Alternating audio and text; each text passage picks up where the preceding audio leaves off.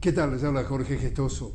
En el programa de hoy, Panamá y el año de gestión del presidente Mulino con otro notable invitado, Jorge Castañeda Patten, abogado y analista político directamente desde Ciudad de Panamá. Jorge Castañeda Patten, una cálida bienvenida al programa. Hola, Jorge Gestoso, muchas gracias por la invitación. Jorge, tú has sido un duro crítico del primer año de gestión del presidente Mulino. ¿Tú consideras que su gobierno, en tus palabras, ha puesto en riesgo la independencia de Panamá? Cuéntanos por qué. Ha ocurrido un fenómeno que pocas veces, luego de la invasión sangrienta norteamericana de 1989 a Panamá, un fenómeno que pocas veces habíamos visto. La tríada de poder en Panamá está en manos de la oligarquía rancia, la oligarquía histórica, lo- lo- los grupos económicos que históricamente estuvieron en contra de la liberación de Panamá de los Estados Unidos, los que antes de la dictadura de Omar Torrijos, del llamado por algunos proceso revolucionario, los que mandaban antes del 68, lo que el general Torrijos llamaba la patria boba. Ese grupo de personas son los que han, esos apellidos son los que han retomado el poder, son los que han llegado a mandar y están como los que comandan el Estado. Y por otra parte está Washington, quien a sus adláteres nacionales le han puesto una agenda justamente para retomar bases militares, para invadir el territorio nacional con la bota militar extranjera del ejército de los Estados Unidos bajo sus condiciones. Y en tercer lugar, la tríada de poder que se ha puesto ahora a mandar directamente es, por supuesto, la esfera militar, lo que ahora es la Policía Nacional, militarizada completamente con el SENAFRON, Servicio Nacional de Fronteras, la Policía Nacional, el Servicio Aeronaval, son fuerzas militares disfrazadas de civiles, o perdón, disfrazadas de fuerzas no militares, pero que tienen esta escalafón, este mando, que es lo preocupante.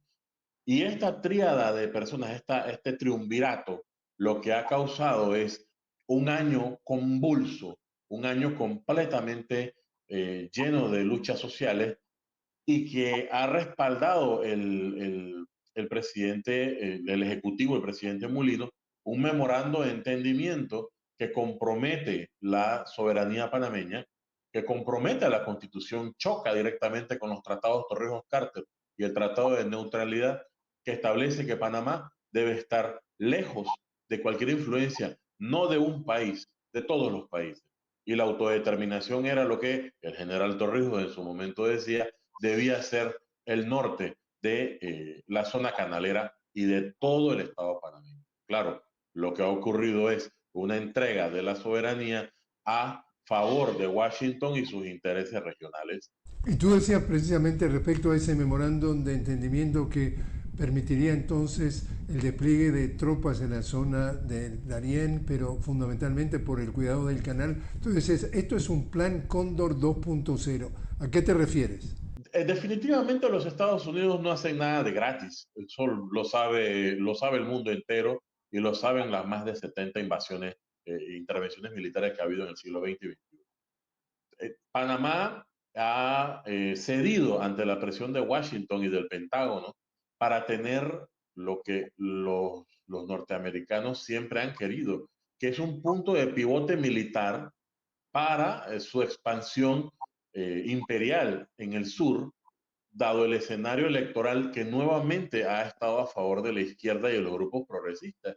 Es el ejemplo de Xiomara Castro en Honduras, Petro en Colombia y, por supuesto, los dos barcos insignia de la revolución que son Cuba y Venezuela. Lo que ocurre o lo que está ocurriendo es nuevamente una conflagración en contra de los procesos progresistas para mantener el control de lo que los mismos representantes del gobierno norteamericano han dicho, nuestro patio trasero. O sea, ellos nos ven a nosotros como si fuéramos parte de su inmobiliario y no como países independientes con propias dinámicas y propios intereses. Eso es lo que ha ocurrido. Ahora, lo que va a ocurrir es lo que tristemente ya ocurrió en su momento, es un plan Cóndor. La idea es atacar, agredir a los países que han tomado la vía de la liberación, la vía en contra de Washington, o ni siquiera en contra de Washington, simplemente la autodeterminación, para volver a asumirlo a su manto de control militar y económico. Ahora, también se ha dado una huelga indefinida que tiene que ver con esta ley 462 o 492, que ha generado no solamente, digamos, salir a la calle a grupos sociales, sino que se ha extendido y no para, y ha llevado a que, por ejemplo, en algunas provincias se han tomado temas represivos importantes que estaba escuchando cómo lo pretende vender el presidente Mulino. Entonces, como hemos visto en mucha América Latina, es decir, el que protesta es el terrorista, y entonces él dice que los grupos directamente afectados por esa ley en realidad se han sumado otros grupos aprovechando para, dice él, desestabilizar el gobierno. ¿Cómo reaccionas ante esa retórica? El contexto hay que tenerlo claro. Panamá es un país con un índice de pobreza del casi 10% de la población de un país de 4 millones de personas. ¿Dónde se concentra la pobreza? Se concentra en el área rural y en el área de las comarcas. El Banco Mundial establece que Panamá tiene un porcentaje de desempleo del 9.9% y un 9.6% de extrema pobreza. Eso quiere decir que Panamá debiese dirigir sus políticas hacia la erradicación de la pobreza, además de un grave problema que es el desempleo. El desempleo en Panamá ronda por el 9.9-10%, según las cifras oficiales, que por lo general siempre están maquilladas. Pero tomémosla como cierta. Ese 9.9% de desempleo dice que el 50% de las personas empleadas con trabajo, supuestamente, son de informalidad. Este escenario da para que el gobierno nacional tenga bastante trabajo que hacer para que ese crecimiento económico se traduzca en beneficio. Y eso no es lo que ha ocurrido. Se hicieron de una ley, la ley 462, que usted bien acaba de mencionar, que es la ley del seguro social. ¿Para qué? Lo hicieron con la intención de llevar los fondos de los jubilados, los fondos de los cotizantes trabajadores a la banca privada. No solamente eso, están haciendo, van a hacer fiesta con con los miles de millones de dólares que maneja el Seguro Social, sino que además afectan a la jubilación de los trabajadores, tanto en las cuotas de cotización como en la edad de jubilación. Hay un cálculo que anda en las redes sociales que tiene mucho de cierto, que una persona para poder jubilarse tendría que trabajar hasta los 75 años y una jubilación de 400, $300. Esto llegó a un punto en el que la olla de presión, que es Panamá desde hace 10 años, no aguantó más y las protestas empezaron a darse inmediatamente la ley 462 y además también del memorando de entendimiento con los Estados Unidos. Empezó entonces las luchas sociales y quedamos con básicamente tres provincias en un estado paralizadas completamente. La provincia de Bocas del Toro y de Chiriquí, que son fronterizas con Costa Rica, y la provincia central de Veraguas, en la capital Santiago, donde los profesores de todos los gremios empezaron una huelga de hace más de 2 meses que actualmente no tiene fin, justamente porque el gobierno nacional no ha tenido la capacidad de negociación. El presidente, el único mensaje que ha mandado es: la ley está porque está, y el que no le gusta, que haga lo que quiera. Y ha empezado entonces una ola de represión muy violenta, que por cierto la OIT solicitó el día 19 de mayo del 2025, la jefa del servicio sindical de Servicios Sindicales, Karen, Karen Coates, solicitó unas observaciones al gobierno nacional por las persecuciones a los sindicatos, en este caso, todos los sindicatos, pero fundamentalmente el SUNTRAX, el Sindicato Único de Trabajadores de la Construcción, que han sido perseguidos con judicializaciones, arrestos y todo tipo de persecuciones. Este es el Panamá que tenemos hoy, totalmente, como les decía, en una olla de presión que ha llegado a un punto bastante extremo de levantar las garantías constitucionales en la provincia de Bocas del Toro, donde está el sindicato de las bananeras Citra y Bana, y donde está también esta población indígena de dos comarcas, la comarca Angome y la comarca de otros indígenas que están fronterizos en Costa Rica, Naso Tierdi, y son ellos los que están en esta lucha más empecinados, más aguerridos, y han levantado las garantías, cosa que no se veía en los últimos 50 años, desde 1987, cuando la dictadura de Manuel Antonio Noriega, y han hecho toda clase de desastres, han hecho toda clase de violaciones de derechos humanos. Hay videos que son, la verdad, terribles, desastrosos. Cortaron las comunicaciones, cosa que ningún medio de comunicación al servicio del poder, ni el poder económico, ni el poder político, han dicho absolutamente nada. Pero prohibieron las comunicaciones y evitaron que los independientes, los periodistas independientes, pudiesen tener acceso rápido, expedito a hacer las comunicaciones. Eso es la persecución que existe en contra de todo aquel que se levante en contra del Ejecutivo. Jorge, te meto a hacer una pequeña pausa. Estamos hablando con Jorge Castañeda Patten, abogado, analista. Estamos hablando sobre Panamá y el primer año de gobierno del presidente Mulino. Enseguida regresamos.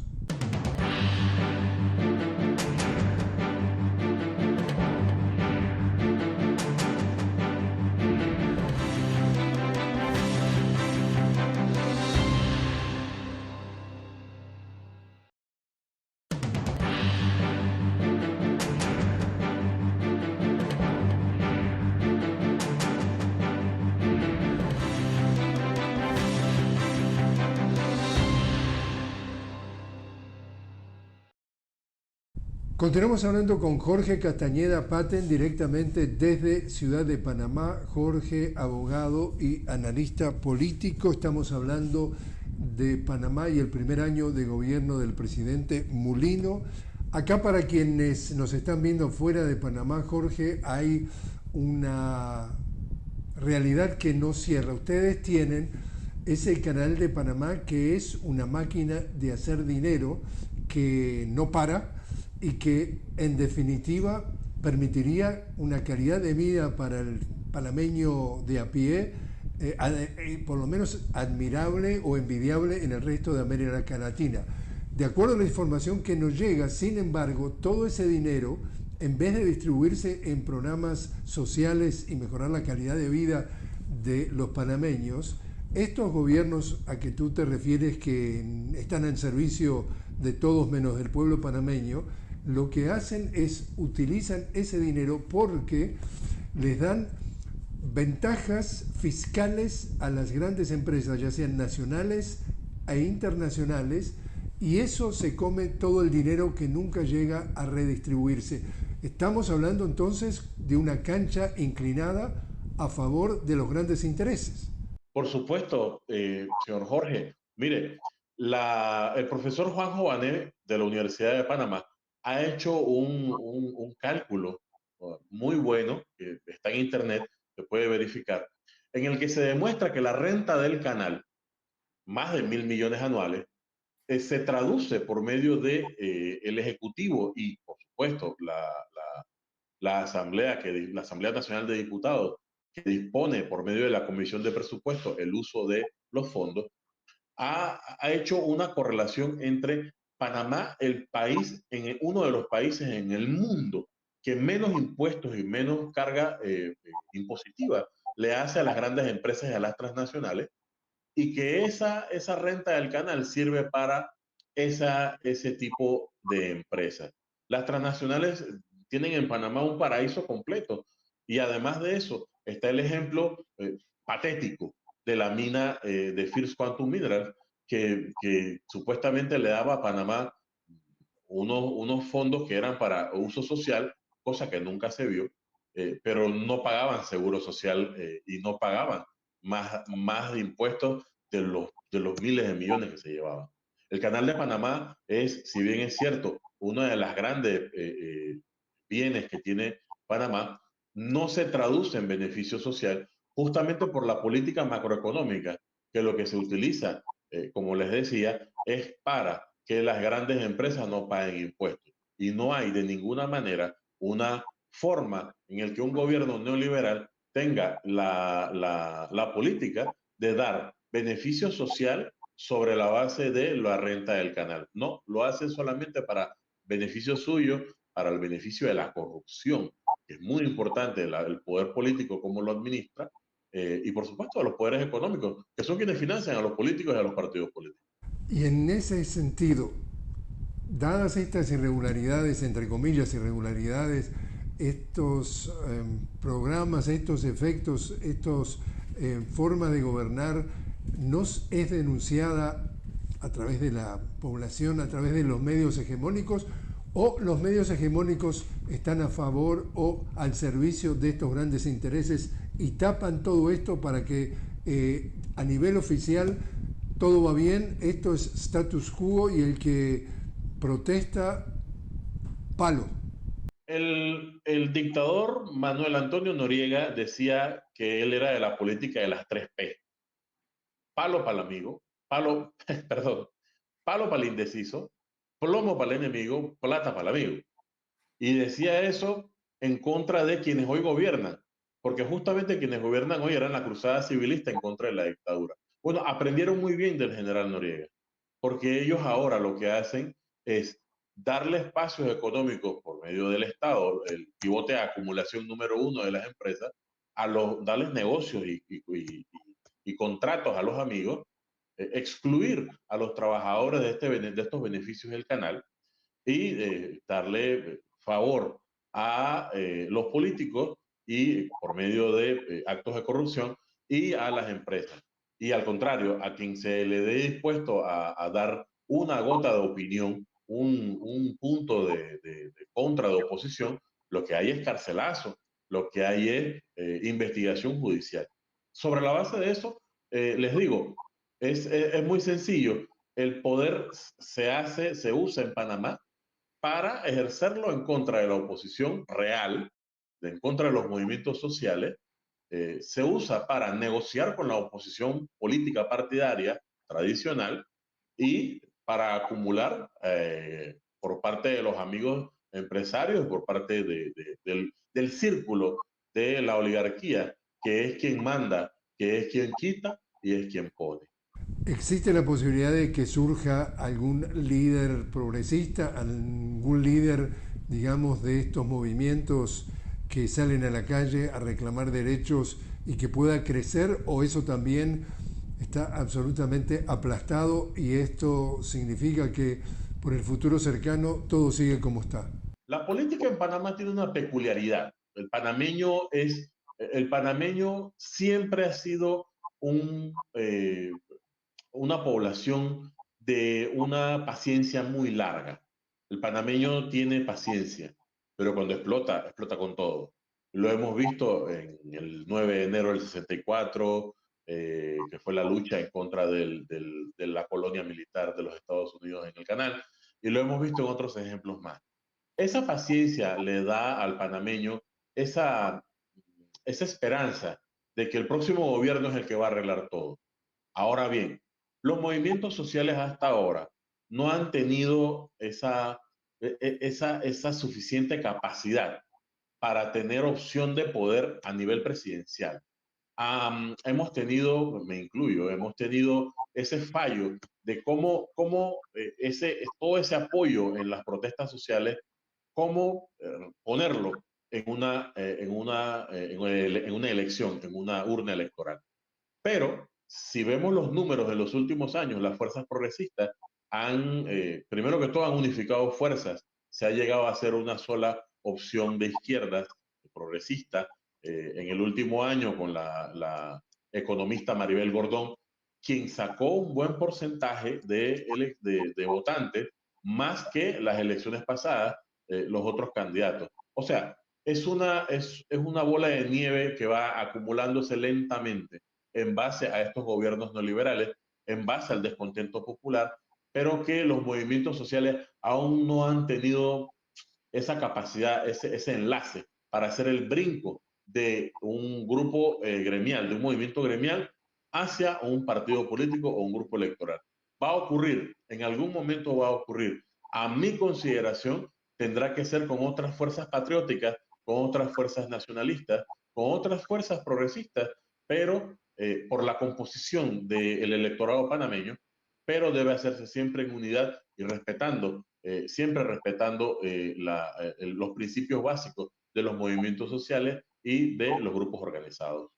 Llega en enero entonces el presidente Trump a la Casa Blanca y dentro de las cosas que se escucha que dice que los chinos tienen el control del canal de Panamá, dice que va a recuperar el control del canal de Panamá, dice que los puertos del canal de Panamá están en control de los chinos, dice que los barcos de los Estados Unidos no tienen que pagar o no deben pagar. De todo esto, primera pregunta, ¿los chinos están en control del canal de Panamá? El Canal de Panamá tiene una autoridad que es la Autoridad del Canal de Panamá, es la ACP, que es la que controla la operación, la seguridad, entre muchas cosas, que es parte de los tratados Torrijos-Carter. La República Popular de China es el segundo usuario más grande del Canal de Panamá. El primero son los Estados Unidos. Entonces, la operación panameña sí está en manos de panameños, no está influenciada por algún gobierno eh, directamente.